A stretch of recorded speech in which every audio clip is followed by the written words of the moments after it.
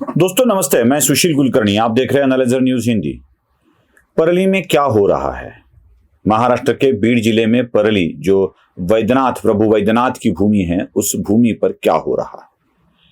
कहां है बीड जिले के पालक मंत्री, गार्डियन मिनिस्टर? क्या कर रहे हैं?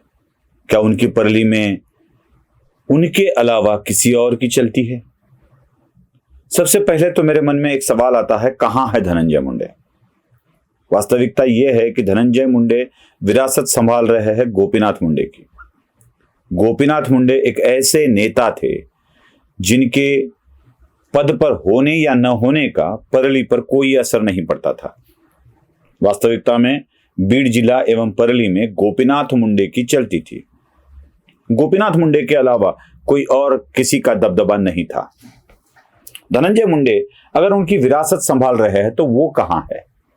क्या उनकी जगह किसी और की चल रही है? क्या उनके सहायक, क्या उनके मित्र उनके ऊपर हावी हो रहे हैं? आजकल तो धनंजय मुंडे ज्यादा दिख भी नहीं रहे हैं।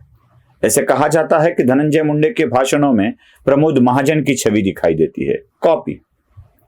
धनंजय मुंडे में कार्य क्षमता के बारे में गोपीनाथ मुंडे दिखाई देते हैं। हमारे मित्र भी है धनंजय मुंडे, अच्छे मित्र है। बीच में एक विवाद सा हो गया था, कुछ दरार आ गई थी दोस्ती में, लेकिन अब वो पूरी हो गई है, दरार मिटा दी गई है। लेकिन धनंजय मुंडे एक्टिव क्यों नहीं है, यही एक सवाल मन में आता है। जब राजा सक्रिय नहीं होता है तो राजा के इर्द गिर्द के लोग सक्रिय हो जाते हैं और उनके द्वारा चलाया गया राजपाट दुखद हो सकता है, डेंजरस हो सकता है। क्या धनंजय मुंडे के साथ यही हो रहा है?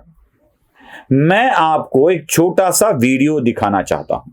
ये मैं क्यों कह रहा हूं, इसके लिए एक छोटा सा वीडियो दिखाना चाहता हूं और कुछ घटनाएं भी बताऊंगा क्या हो रहा है। ये वीडियो उस वक्त का है जिस वक्त भारतीय जनता पार्टी के नेता नीतीश राणे ने एक बयान दिया था, घुसकर मारेंगे वाला। वो बयान भी प्रतिक्रियावादी ही था। मतलब अगर आप हिंदू महाराज के ऊपर, रामगिरी के ऊपर कुछ बात करेंगे, तो कुछ बोलेंगे, कुछ करेंगे, तो हम भी आपको घुसकर मारेंगे, ये वाला वो बयान था। मैं वो नहीं सुनाऊंगा आपको क्योंकि उसकी आवश्यकता नहीं है। लेकिन नीतीश राणे के खिलाफ बहुत सारी जगह रैलियां निकली, उनका विरोध किया गया और परली में ठीक पुलिस थाने के सामने जो बात हुई वह मैं आपको दिखाना चाहता हूं, देख लीजिए। मनसब नबी जन शत्रु हो जो कयामत तक के रसूलुल्लाह की गुस्ताखी करे, उसको काट कर रख देना चाहिए, उसको काट कर रख देना चाहिए, उसको काट कर रख देना चाहिए। ये मेरा फरमान। देखा, मैंने आपको इसलिए बार बार वह वाक्य सुनाया कि ठीक से समझ में आए कि वो क्या कहना चाहते हैं। वो कहते हैं काट कर रख देना चाहिए। किसे किसे काट कर रख देना चाहिए? जो भी नबी के खिलाफ बोलेगा उसे काट कर रख देना चाहिए। मतलब ये सिर्फ नीतीश राणे तक की सीमित वाली बात नहीं है। किसी धर्म के ऊपर अगर बयानबाजी होती है तो काट कर रख देने वाला लोकतंत्र कैसा है ये? क्या काट कर रख दोगे? अगर ऐसे ही काट कर रख देने वाली बात हुई, ऐसे ही काट कर रख देने वाली बात हुई हिंदू धर्म के बारे में, तो क्या हिंदू धर्म के लोग ऐसे रिएक्शन देते हैं?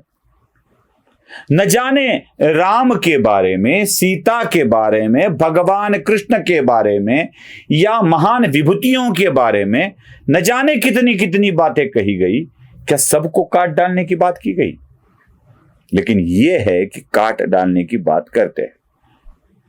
ये जो हजरात है, ये परली के किसी दरगे या मस्जिद की मौलवी होंगे, पता नहीं है कौन है वो, लेकिन ये बात सीना तान कर पुलिस स्टेशन के बोर्ड के सामने ये बोलते हैं।